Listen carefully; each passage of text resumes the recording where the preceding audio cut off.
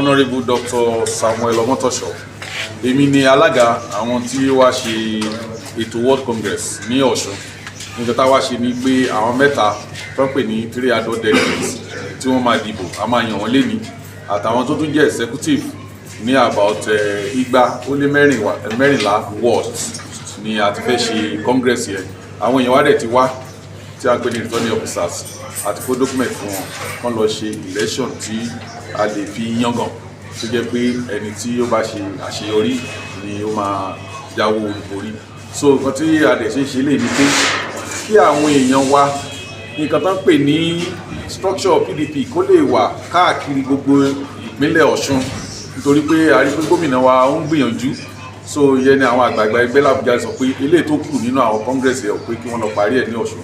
So gbogbo ènìyàn wọ́n á lè gbáwọ́ ti gómìnà wa láti lè jẹ́ kí ìmùdùmúdùn tí àwọn èèyàn wa ń jẹ ní Ọ̀ṣun lọ́wọ́lọ́wọ́ báyìí kó máa lọ síwájú, nítorí pé ilẹ̀ Ọ̀ṣun ó ti wà nílẹ̀ àjòjì tẹ́lẹ̀.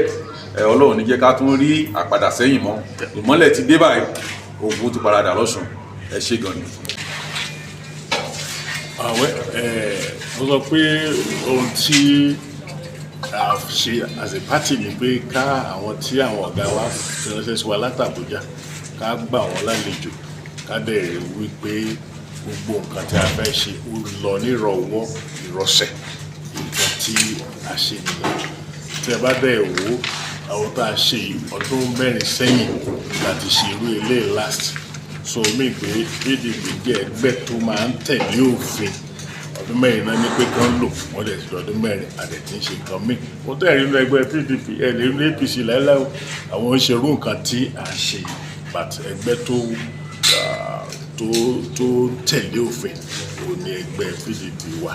Àti wípé gómìnà wa tó ń ṣe dáadáa, a gbọ́dọ̀ fi ààyè sílẹ̀, a gbọ́dọ̀ fi kùdìẹ̀kùdìẹ̀ kan sílẹ̀, a gbọ́dọ̀ máa gbáwọ́ tì so that a tún lè máa tẹ̀síwájú nínú dáadáa ṣíṣe ní ìpínlẹ̀ Ọ̀ṣun. Díẹ̀ la fi ṣe léyìn.